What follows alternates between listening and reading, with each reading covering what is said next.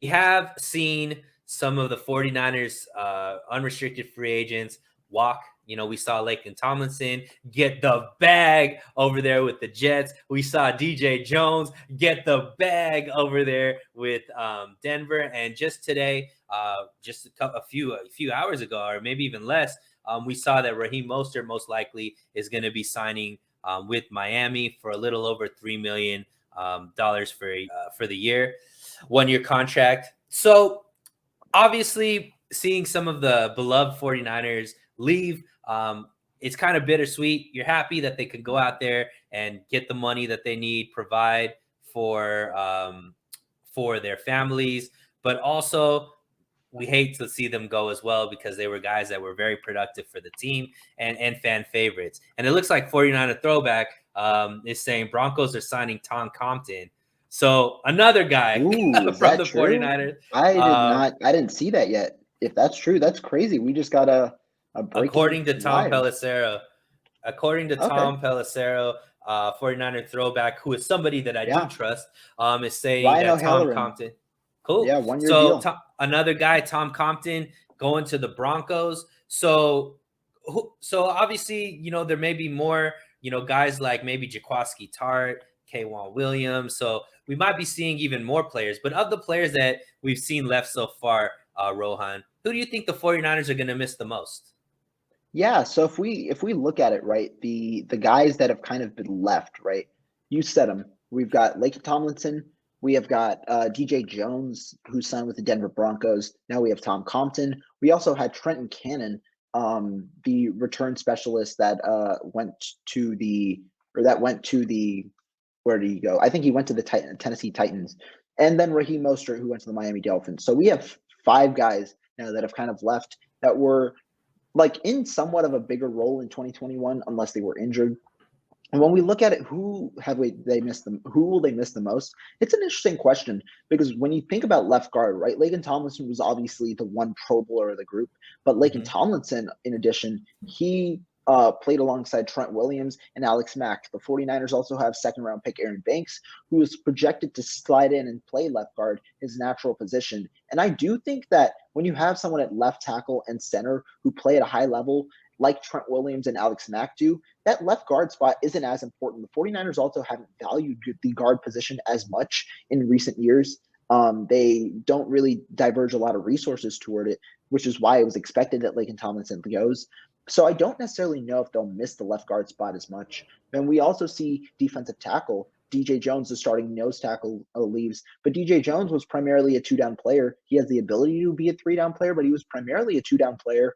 Ark Armstead also was right next to him. And it was really when Ark Armstead slotted in at week 8 when the run game started to pick things up and didn't allow a 100-yard rusher apart from Seattle in week 13, which really wasn't really a 100-yard rusher. But before that, the 49ers were allowing 100 yards on the ground at certain occasions, and their run defense wasn't looking as good as it normally did. So that's another caveat to the defensive tackle position. And then obviously running back, Raheem Mostert, when healthy, could be one of the better running backs on this roster with the speed that is just unmatched and then the vision that is also unmatched. But the caveat is he wasn't healthy in 2021, wasn't really healthy much in 2020 either. So those are the three main players kind of that we've lost. When I look at it, I'll probably go with left guard just because the 49ers at this point, at this moment, Laken Tomlinson was going to be one of the fixtures for Trey Lance in 2022. And offensive line at the moment kind of looks a little weak, right? Because we don't necessarily have a starting right guard. We did tender Daniel Brunskill. I don't know if he starts or not next year, but at Aaron Banks at left guard, he hasn't played in the NFL yet.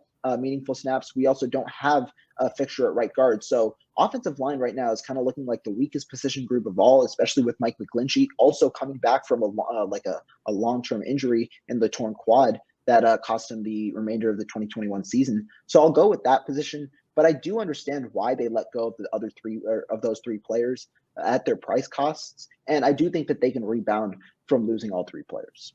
What about you? I like the positivity. 49ers Throwback, I want someone better at left tackle position. Either this is a joke or he misspoke because the one position we don't have any issues at is left tackle with Trent Williams. You So I can't think get someone better. He's the best tackle in football. So I think he meant left guard because clearly that's what Laken Tomlinson played. I too, whenever, before the the moves were made, the question was, who is the must sign that the 49ers need to sign back to the team? And my vote was for Laken Tomlinson, just because I don't have as much confidence in the 49ers in their ability to draft and develop offensive linemen. It just seems that their most success has come from people that they have traded for or that were developed from other teams, just like Laken Tomlinson, Trent Williams, Alex Mack, right? So now this is forcing them to be in a situation where somebody that they drafted pretty high in, Aaron Banks, who we haven't seen much from, is going to have to move into that role and replace them. So, or replace him. And like you said, he was a Pro Bowl caliber type left guard. Not to mention, he also was an Iron Man for the team, missed very few starts due to injury, Yeah. which is something that is important, especially in an offensive line that was ravaged by injuries, as far as the amount of rotation players that needed to be there. But I do think that, especially, we haven't heard, there's no news on it if Alex Mack is coming back quite yet. I don't think he's I mentioned do it. think the expectation is he returns for 2022. He Yeah. personally has not made a statement, but it is with pretty good certainty that he returns in 2022, according to what I've So heard. if you're sandwiched between, the best at the position in Trent Williams, and then, a Pro Bowl caliber center, even though it's, on the decline in Alex Mack, you would think that you have the best opportunity for success there for Aaron Banks. And, hopefully that will lead to, him at least being serviceable, to say the Mhm. least. Yeah. They did tender Daniel Brunskill, who started at right guard the whole time. Whether or not you like how he played there, at least he does have experience being a starter in the 49ers offensive line. Hopefully he could move back to being more of the utility type offensive lineman, where I think he, excels at, versus somebody that we have to bank on day in and day out, or week after week. But I think that out of those three, just because Mostert, obviously, when he plays, does a lot of good things for the 49ers, but he just gets injured too much. And I believe that Kosterick can just find guys to plug and play that could go in there, and There's one we signed. you We just signed one signed it, right? recently. Not the Hassan you wanted, but still a Hassan that, same initials, that is gonna come in and maybe be a good rotational player.